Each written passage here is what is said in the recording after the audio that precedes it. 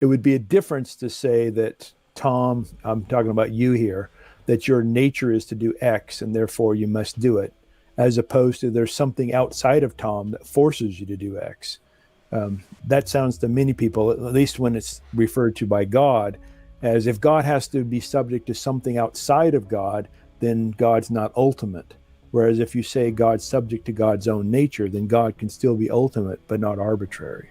Well, it doesn't seem to really address the dilemma at all, because the dilemma is like, is the good something good because God says it's good, or is it good because of there's some external factor which God is subject to? Is the good in that external factor? So if God's nature is what the goodness is, then his commands, or his will essentially, is subject to that nature. And so it would still just fit into the second horn. And I don't see in the context of most atheistic philosophers, they're saying like the theistic response doesn't really do anything. It's just the second horn.